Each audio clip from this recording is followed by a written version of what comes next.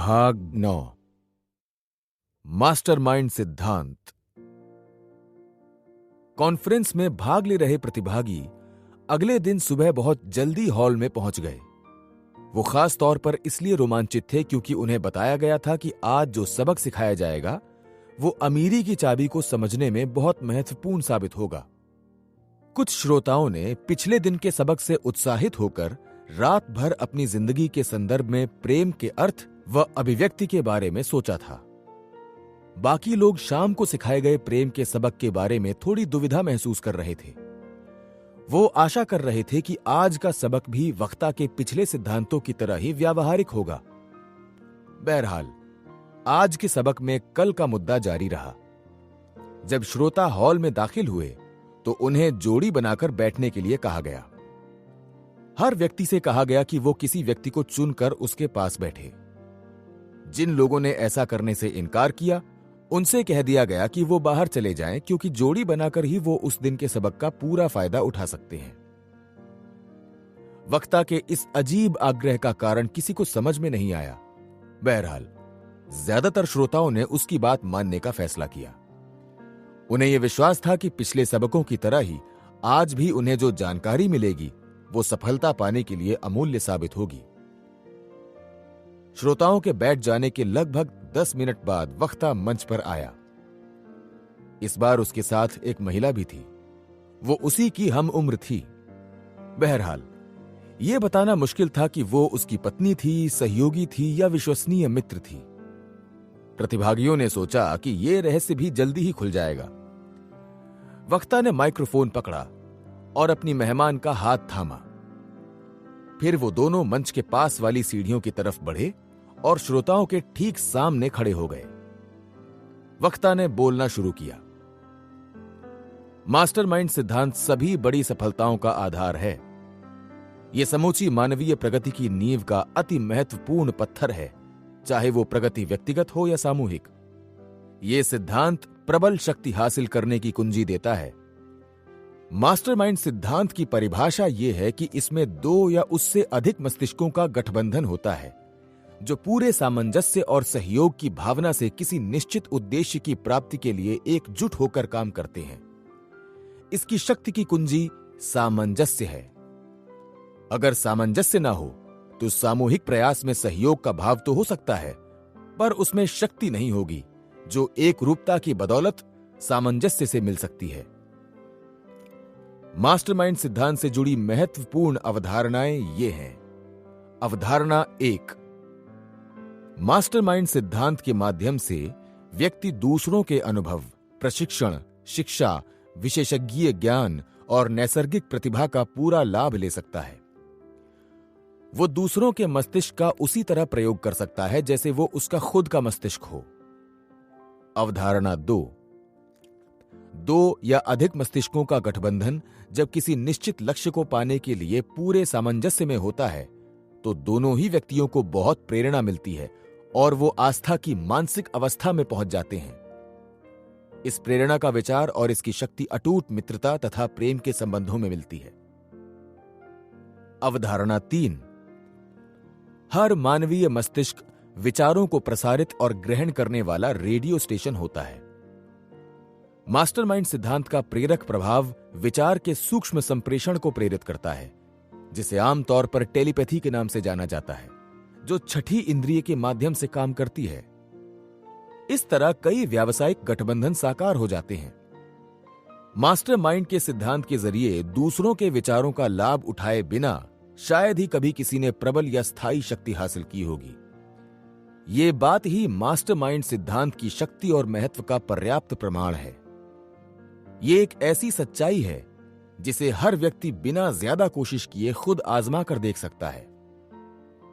अवधारणा 4, मास्टरमाइंड सिद्धांत पर जब सक्रियता से अमल किया जाता है तो इससे व्यक्ति अपने और अपने साथियों के अवचेतन मस्तिष्क का दोहन कर सकता है।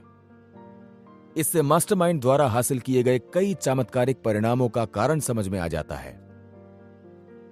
अवधारणा 5, मास्टरमाइंड सिद्धांत पर अमल करने से इन सब महत्वपूर्ण मानवीय संबंधों में लाभ होता है। पहला, विवाह में, दूसरा, धर्म में और तीसरा, नौकरी या व्यवसाय के संबंध में। मास्टरमाइंड सिद्धांत की बदौलत ही थॉमस ए एडिसन महान आविष्कारक बन पाए, हालांकि उनके पास शिक्षा और विज्ञान के ज्ञान की कमी थी। उनके उदाहरण से उन लोगों की उम्मीद जाग सकती है जिन्हें यह गलतफहमी होती है कि औपचारिक शिक्षा की कमी की वजह से वो तरक्की नहीं कर सकते हैं। मास्टरमाइंड सिद्धांत की मदद से व्यक्ति भूविज्ञानियों के ज्ञान की मदद से पृथ्वी के इतिहास और रचना को समझ सकता है। रसायन शास्त्री के ज्ञान और अनुभव की मदद से व्यक्ति रसायन शास्त्र का प्रशिक्षण लिए बिना इस विषय का व्यावहारिक उपयोग कर सकता है। वैज्ञानिकों, तकनीशियनों, डॉक्टरों और मैकेनिकों की मदद से व्यक्ति इनमें से किसी भी क्षेत्र में व्यक्तिगत प्रशिक्षण लिए बिना सफल आविष्कारक बन सकता है, जैसा एडिसन ने किया था। गठबंधनों का महत्व। मास्टरमाइंड गठबंधन आमतौर पर दो तरह के होते हैं। पहला, विशुद्ध सामाजिक या व्यक्तिगत कारणों से होने वाले गठबंधन, जैसे रिश्तेदारों, धार्मिक सलाहकारों और मित्रों के साथ होने वाले गठबंधन। इस तरह के गठबंधनों में किसी तरह के भौतिक लाभ का लक्ष्य नहीं होता है। इस तरह का सबसे प्रमुख गठबंधन पति पत्नी के बीच होता है। दूसरा, व्यावसायिक और आर्थिक प्रगति के लिए होने वाले गठबंधन। ये उन लोगों के बीच होते हैं जिनका कोई सामूहिक उद्देश्य या लक्ष्य होता है, जो गठबंधन का आधार होता है। अब हम मास्टरमाइंड की शक्ति के कुछ महत्वपूर्ण उदाहरण देखें। अमेरिका के संविधान में जिस तरह की सरकार की अवधारणा है, उसका हमें सबसे पहले विश्लेषण करना चाहिए, क्योंकि यह शक्ति का एक ऐसा रूप है जो हमारे देश के हर नागरिक को और काफी हद तक पूरी दुनिया को प्रभावित करता है। हमारे देश को इन 3 बातों के लिए जाना जाता है। पहला, यह दुनिया का सबसे अमीर देश है। दूसरा, यह दुनिया का सबसे शक्तिशाली देश है। और तीसरा, यह अपने नागरिकों को किसी अन्य देश की तुलना में ज्यादा व्यक्तिगत स्वतंत्रता देता है। अमीरी, स्वतंत्रता और शक्ति, कितना जबरदस्त तालमेल है। इन लाभों का स्रोत ढूंढना मुश्किल नहीं है, क्योंकि ये हमें हमारे संविधान और पूंजीवाद से मिले हैं। इनका तालमेल इस तरह से सामंजस्यपूर्ण बनाया गया है जिससे लोगों को आध्यात्मिक और आर्थिक दोनों तरह की शक्ति मिले, जो दुनिया में पहले कभी नहीं देखी गई। हमारी सरकार एक वृहद मास्टरमाइंड गठबंधन है जो सभी देशवासियों के सामंजस्यपूर्ण संबंध से बना है। ये गठबंधन 50 अलग अलग समूहों यानी राज्यों के माध्यम से काम करता है। अमेरिकी मास्टरमाइंड का केंद्र समझने के लिए हम सरकार की 3 शाखाओं की जांच करते हैं, जिन्हें इस देश की जनता नियंत्रित करती है। ये हिस्से हैं: पहला, कार्यपालिका शाखा, जिसे राष्ट्रपति नियंत्रित करता है। दूसरा, न्यायिक शाखा, जिसे सुप्रीम कोर्ट नियंत्रित करती है। और तीसरा, विधायी शाखा, जिसे संसद के दोनों सदन नियंत्रित करते हैं। हमारे संविधान को इतनी समझदारी से बनाया गया है कि सरकार की इन तीनों शाखाओं को नियंत्रित करने की शक्ति जनता में होती है। यह एक ऐसी शक्ति है जिससे लोगों को तब तक वंचित नहीं किया जा सकता जब तक कि वो इसके इस्तेमाल में स्वयं लापरवाही न बरतें। हमारी राजनीतिक शक्ति हमारी सरकार द्वारा व्यक्त होती है। हमारी आर्थिक शक्ति पूंजीवादी तंत्र द्वारा व्यक्त होती है, और इन दोनों की कुल शक्ति हमेशा दोनों के सामंजस्य के बराबर होती है। इस तरह हासिल की गई शक्ति सबकी संपदा होती है। इसी शक्ति ने इस देश के नागरिकों को दुनिया की सबसे अच्छी जीवन शैली दी है, और इसी ने हमारे देश को दुनिया का सबसे अमीर, स्वतंत्र और शक्तिशाली देश बनाया है। हम इस शक्ति को अमेरिकी जीवन शैली कहते हैं। अमेरिकी उद्योग धंधों में भी मास्टरमाइंड के उदाहरण नजर आते हैं। ये यातायात और संचार तंत्र में नजर आता है। हमारी रेलों और हवाई जहाजों, हमारे टेलीफोन और संचार तंत्रों का प्रबंधन करने वाले लोगों ने एक ऐसा सेवा तंत्र स्थापित किया है जिसका कोई अन्य देश मुकाबला नहीं कर सकता है। उनकी कार्यकुशलता से उत्पन्न शक्ति पूरी तरह से मास्टरमाइंड सिद्धांत या सामंजस्य पर निर्भर करती है। मास्टरमाइंड सिद्धांत की शक्ति का एक और उदाहरण हमारी सेना है। जिसमें हमारी थल सेना, नौसेना और वायुसेना सामंजस्य में काम करती हैं। बाकी उदाहरणों की तरह यहां भी प्रयासों के सामंजस्य में ही शक्ति की कुंजी होती है। खेल की टीमें आपसी सामंजस्य द्वारा शक्ति हासिल करने का एक और उत्कृष्ट उदाहरण है। व्यापार का महान अमेरिकी तंत्र आर्थिक शक्ति का एक अन्य उदाहरण है, जिसे मास्टरमाइंड सिद्धांत द्वारा पाया गया है। दरअसल हर सफल उद्योग मास्टरमाइंड के सिद्धांत का परिणाम है। पूरा अमेरिकी पूंजीवादी तंत्र उस आर्थिक शक्ति का उत्कृष्ट उदाहरण है जिसे मित्रतापूर्ण व सामंजस्यपूर्ण गठबंधन के प्रयासों द्वारा हासिल किया गया। एंड्रयू कार्नेगी ने यह स्वीकार किया था कि वो इसी सिद्धांत की बदौलत अमीर बने। हमें यह नहीं भूलना चाहिए कि इसी के माध्यम से उन्होंने अमेरिका की एक बहुत बड़ी कंपनी बनाई थी। हमें यह भी याद रखना चाहिए कि उनके मास्टरमाइंड में सबसे छोटे कर्मचारी से लेकर सबसे बड़े मैनेजर तक सभी कर्मचारी शामिल थे। कार्नेगी अपनी कंपनी के कर्मचारियों को ही प्रमोशन देकर मैनेजर और सुपरवाइजर के पद पर नियुक्त करते थे। वो मास्टरमाइंड सिद्धांत को इतनी अच्छी तरह समझते थे कि उन्होंने हर कर्मचारी को प्रेरित किया कि वो ज्यादा ऊंचे पद का लक्ष्य बनाकर अपने अवसर का अधिकतम लाभ उठाए। जिस व्यक्ति को उन्होंने दुनिया के सामने व्यक्तिगत सफलता की फिलॉसफी प्रस्तुत करने का मौका दिया, उसने कार्नेगी के सहयोग से महानतम मास्टरमाइंड गठबंधन का लाभ उठाया। इस गठबंधन में कार्नेगी के स्तर के 500 से अधिक उद्योगपति शामिल थे और यह गठबंधन 20 साल से ज्यादा समय तक चला। इस दौरान गठबंधन में शामिल हर उद्योगपति ने इस फिलॉसफी के लेखक को अपने व्यावसायिक औद्योगिक अनुभव का पूरा लाभ दिया। इस गठबंधन ने दुनिया को यह बताया कि इस फिलॉसफी के पहले 3 सिद्धांतों पर अमल करके प्रबल शक्ति हासिल की जा सकती है। वो 3 सिद्धांत ये हैं। पहला, 1 मील ज्यादा आगे तक जाने की आदत। दूसरा, निश्चित लक्ष्य। और तीसरा, मास्टरमाइंड। इस काम की प्रेरणा निश्चित लक्ष्य से मिली। लक्ष्य दुनिया के सामने एक कारगर फिलॉसफी प्रस्तुत करना था। भौतिक सफलता पाने वाले लोगों के अनुभवों के आधार पर इस फिलॉसफी ने आकार लिया। यह एक निस्वार्थ उद्देश्य था, क्योंकि इसका लक्ष्य दूसरों को लाभ पहुंचाना था। इस लक्ष्य को पाने में जिन लोगों ने अहम भूमिका निभाई, वो पहले से ही दौलतमंद और सफल थे। बहरहाल, उन्होंने अपना ज्ञान दूसरों के साथ बांटने के लाभ को पहचाना और इस आर्थिक तंत्र की हानियों को भी पहचाना, जो बहुत से लोगों की बजाय बहुत कम लोगों को फायदा पहुंचाता है। इस गठबंधन के सभी व्यक्तियों ने 1 मील ज्यादा आगे तक जाने के सिद्धांत पर अमल किया। उन्होंने पैसे या फीस लिए बिना अपने समय और अनुभव का योगदान दिया। वो लोगों तक एक ऐसी फिलॉसफी के लाभ पहुंचाना चाहते थे जो महान अमेरिकी जीवन शैली की नींव थी। एक ऐसी नींव जिसने अमेरिका को दुनिया का सबसे अमीर और स्वतंत्र देश बना दिया। इस विशिष्ट मास्टरमाइंड गठबंधन की शक्ति और लाभों को पूरी तरह समझने के लिए आपको अपनी कल्पना शक्ति का प्रयोग करना होगा।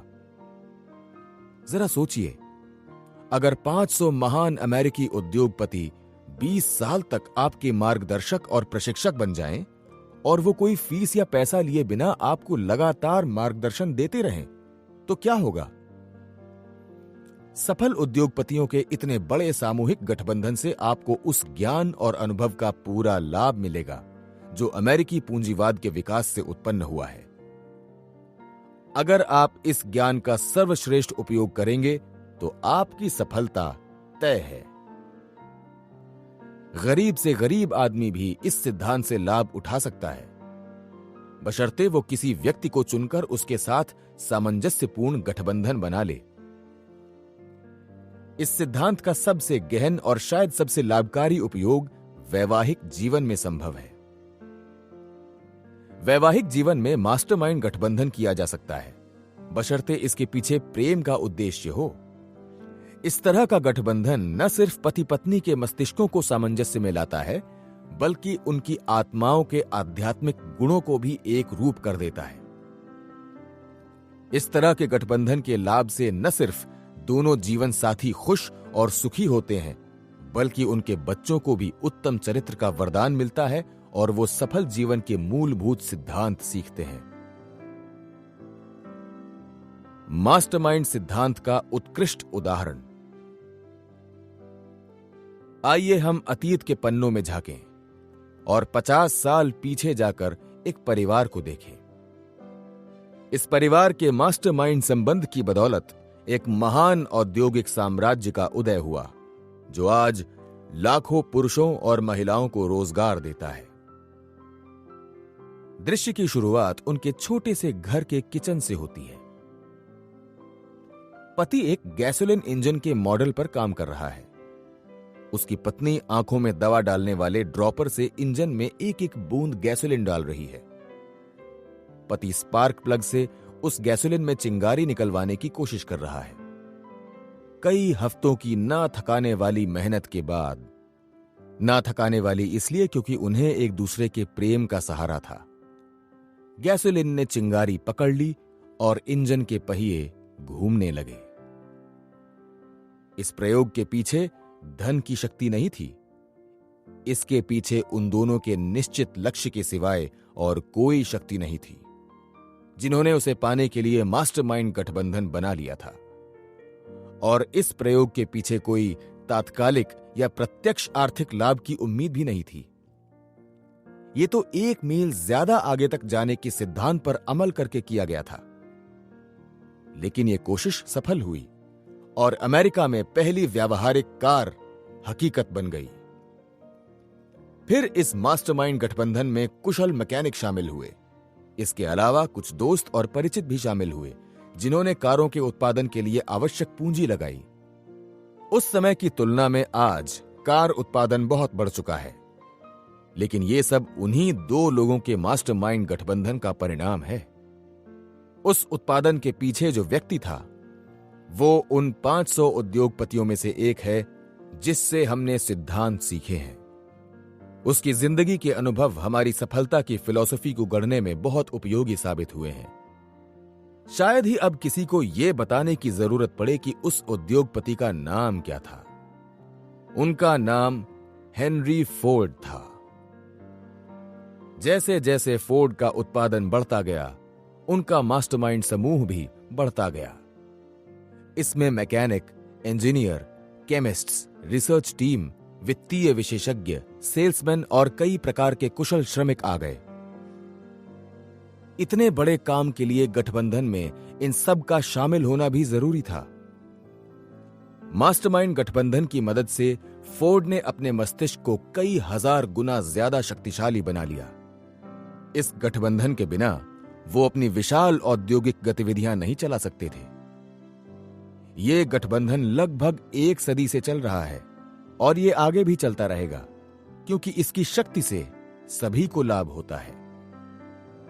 और यहां पर ध्यान दें कि कोई भी मास्टरमाइंड गठबंधन तब तक नहीं टिक सकता जब तक कि उससे सभी संबद्ध लोगों को लाभ न हो। सामूहिक प्रयास की शक्ति हासिल करने से पहले अपने मास्टरमाइंड गठबंधन के उद्देश्य को अच्छी तरह से समझ लें। अगर आप स्थायी शक्ति हासिल करना चाहते हैं, तो यह सुनिश्चित करें कि इसका इस्तेमाल ऐसे उद्देश्य से हो रहा हो जिससे गठबंधन के सभी लोगों को लाभ हो। शक्ति बहुत खतरनाक या बहुत उपयोगी हो सकती है। सब कुछ इस बात पर निर्भर करता है कि इसका इस्तेमाल कैसे किया जाता है। मास्टरमाइंड से प्रबल शक्ति मिलती है और शक्ति के बाकी रूपों की तरह ही इसका इस्तेमाल भी सकारात्मक या नकारात्मक तरीके से किया जा सकता है। पूरी मानव जाति का इतिहास इसकी सच्चाई को प्रमाणित करता है। सुकरात, प्लेटो और अरस्तु से लेकर विलियम जेम्स और रॉल्फ वॉल्डो इमर्सन के युग तक हर महान दार्शनिक ने इसे पहचाना और बताया है। बिजली इंसान की सेवा करती है, लेकिन अगर गलत उद्देश्य से इसका इस्तेमाल किया जाए तो यह किसी की जान भी ले सकती है। ऐसी कोई अच्छी चीज नहीं है जिसका विनाशकारी प्रयोग न किया जा सकता हो। भोजन जीवन के लिए जरूरी है और सही उपयोग होने पर यह स्वास्थ्य के लिए अच्छा होता है, लेकिन यदि भोजन का गलत इस्तेमाल किया जाए और बहुत ज्यादा भोजन कर लिया जाए तो यह जहर की तरह नुकसान भी कर सकता है। मास्टरमाइंड के उत्तरदायित्वपूर्ण प्रयोग का महत्व। आपके सामने इंसान की शक्ति के महानतम स्रोत यानी मास्टरमाइंड सिद्धांत का विश्लेषण किया जा चुका है। अब इसके सही और उत्तरदायित्वपूर्ण प्रयोग की जिम्मेदारी आपकी है। अगर आप हेनरी फोर्ड की तरह इसका प्रयोग करेंगे तो आपको भी उन्हीं जैसे वरदान मिलेंगे। आपको भी दुनिया में उतना ही सम्मान मिलेगा, आपको भी संबंधों में उतनी ही मित्रता व सहयोग मिलेगा जितना फोर्ड को मिला था। सब ये जानते हैं कि किसी अन्य उद्योगपति के बजाय फोर्ड का उनके साथियों द्वारा ज्यादा सम्मान किया जाता था। फोर्ड का मास्टरमाइंड अपने करीबी सहयोगियों और तकनीकी स्टाफ के साथ सामंजस्यपूर्ण गठबंधन तक ही सीमित नहीं था, बल्कि ये उससे काफी आगे तक गया।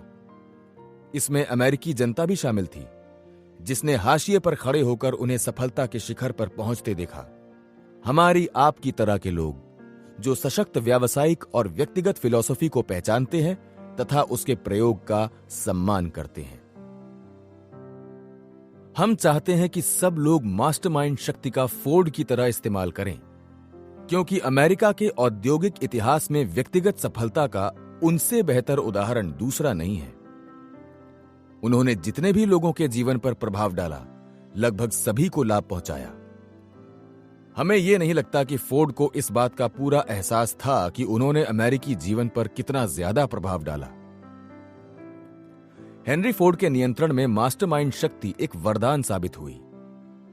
किसी कम भविष्य दृष्टि वाले व्यक्ति के हाथ में यह शाप या खतरा भी बन सकती थी। यहां हमारा उद्देश्य फोर्ड की प्रशंसा करना नहीं है, बल्कि उनका विश्लेषण करना है, ताकि उन सब लोगों को प्रेरणा मिले जो जिंदगी में आगे बढ़ना और प्रगति करना चाहते हैं। हेनरी फोर्ड और विभिन्न व्यवसायों के 500 अन्य उत्कृष्ट उद्योगपतियों का विश्लेषण करते समय जब इस फिलॉसफी के 17 सिद्धांतों पर उनका परीक्षण किया गया, तो फोर्ड बाकी सब से बहुत आगे थे। पहले 3 सिद्धांतों, 1 मील ज्यादा आगे तक जाना, निश्चित लक्ष्य और मास्टरमाइंड में उनका स्कोर 100% से भी ज्यादा था। ज्यादा का मतलब यह है कि उन्होंने इन 3 सिद्धांतों का असाधारण प्रयोग किया। इसी वजह से वो इतने सफल हुए और दुनिया भर में उनका इतना अच्छा प्रभाव पड़ा। और हमें यह याद रखना चाहिए कि उनकी मास्टरमाइंड गठबंधन की पहली सदस्य, उनकी पत्नी, जिंदगी भर इस गठबंधन में पहले स्थान पर रहीं। फोर्ड पर उनका गहरा प्रभाव था। दरअसल यह प्रभाव इतना गहरा था कि यह कहना अतिशयोक्ति नहीं होगी कि अगर श्रीमती फोर्ड नहीं होती तो महान फोर्ड औद्योगिक साम्राज्य भी वर्तमान रूप में नहीं होता। हेनरी फोर्ड गलतियां करते थे।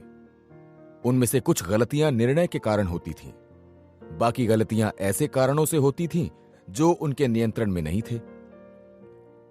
जो लोग उनके सक्रिय जीवन की हकीकत जानते हैं वो आपको बताएंगे कि फोर्ड ने सिर्फ 2 बड़ी गलतियां की थीं, और जैसे ही उन्हें इनका पता चला, उन्होंने अपनी विचार शक्ति और पहल शक्ति के माध्यम से उन्हें तत्काल सुधार लिया।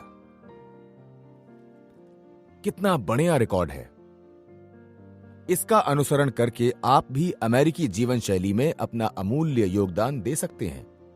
यही नहीं, आपको जो पारिश्रमिक मिलेगा उसकी गणना भी चक्रवृद्धि ब्याज पर चक्रवृद्धि ब्याज की दर से होगी। वक्ता ने बोलना बंद किया। एक श्रोता ने सकुचाते हुए अपना हाथ उठाया। यह पहला सवाल था जो वक्ता से किसी ने पूछा था। श्रोता बोला, अब माफ कीजिए। वक्ता ने उस श्रोता की तरफ सिर उठाते हुए कहा, हां कहिए। श्रोता ने पूछा, मैं सिर्फ यह जानना चाहूंगा कि आज हमसे जोड़ियां बनाकर साथ साथ बैठने के लिए क्यों कहा गया है। वक्ता ने सवाल के महत्व को स्वीकार करते हुए अपनी भौहें उठाई और जवाब दिया, ओह, मैं तो भूल ही गया था। धन्यवाद। मैंने आपकी जोड़ियां इसलिए बनाई ताकि आप यहां बैठे किसी एक सदस्य को पूरी तरह जानने के लिए थोड़ा समय निकालें। आप उनसे जो सीख सकते हो सीखें और उनके साथ भविष्य में मास्टरमाइंड गठबंधन बनाने के बारे में विचार करें। हालांकि सबसे अच्छा गठबंधन विवाह है, लेकिन वो जिंदगी का सिर्फ एक पहलू है। आप जिससे भी मिलते हैं उसमें यह क्षमता होती है कि वो आपके लक्ष्यों को पाने में आपकी मदद कर सकता है। अपने पास बैठे साथी को जानने के लिए अगर आप आज कुछ मिनट का समय निकालेंगे तो आप पाएंगे कि आप दोनों के पास एक दूसरे को देने के लिए बहुत कुछ है। मैं आपको कल इस बारे में ज्यादा बताऊंगा कि इस फिलॉसफी के महान प्रशिक्षक एंड्रयू कार्नेगी के मास्टरमाइंड सिद्धांत के बारे में क्या विचार थे। इस दौरान मैं आप में से हर व्यक्ति का आह्वान करता हूं कि वो अपने निश्चित प्रमुख लक्ष्य बना ले। अगर आपने अब तक ऐसा ना किया हो तो इसी समय ऐसा कर ले। कुछ मिनट का समय निकालकर अपने पार्टनर को अपने जीवन का प्रमुख लक्ष्य बताएं। उसकी मदद से अपने लक्ष्य को संशोधित या परिवर्तित करें ताकि आपका लक्ष्य सर्वश्रेष्ठ ढंग से आपकी सेवा कर सके। याद रखें, अपना लक्ष्य बनाते समय ज्यादा ऊंचा लक्ष्य बनाने से ना घबराएं। ये न भूलें कि आप अवसरों से भरे देश में रहते हैं। आप यहां जितनी चाहे उतनी दौलत हासिल कर सकते हैं, बशर्ते आप बदले में पर्याप्त मूल्यवान सेवा देने के इच्छुक हों। जिंदगी में अपना लक्ष्य निश्चित करने से पहले JCB रिटनहाउस की इन पंक्तियों को याद कर लें, जिसका शीर्षक है मेरी तनख्वाह, जो उनकी पुस्तक द डोर ऑफ ड्रीम्स से ली गई हैं, और इनमें सिखाए सबक को दिल में बैठा लें। मैंने जिंदगी से एक सिक्के की तनख्वाह मांगी और जिंदगी ने मुझे इससे ज्यादा नहीं दिया। बहरहाल, जब मैंने अपना खाली भंडार देखा तो मैंने शाम को ज्यादा तनख्वाह मांगी। जिंदगी एक न्यायपूर्ण मालकिन है। यह आपको उतना ही देती है जितना आप मांगते हैं, लेकिन जब आप अपनी तनख्वाह तय कर लेते हैं तो आपको उसी तनख्वाह पर ही काम करना होगा। मैंने एक मजदूर की तनख्वाह पर काम किया। बाद में मुझे यह जानकर निराशा हुई कि मैं जिंदगी से चाहे जितनी तनख्वाह मांग सकता था और जिंदगी मुझे वो खुशी खुशी देती। सफल लोग जिंदगी से गरीबी का सौदा नहीं करते हैं। वो जानते हैं कि एक शक्ति है जिसके द्वारा जिंदगी से अपनी शर्त पर पारिश्रमिक पाया जा सकता है। वो जानते हैं कि ये शक्ति अमीरी की चाबी पाने वाले हर व्यक्ति के पास होती है। वो इस असीमित शक्ति की प्रकृति जानते हैं। वो जानते हैं कि इसका नाम सिर्फ एक शब्द का है, जो अंग्रेजी भाषा का सबसे महान शब्द है। इस शब्द को सब लोग जानते हैं, लेकिन इसकी शक्ति के रहस्य को बहुत कम लोग जानते हैं।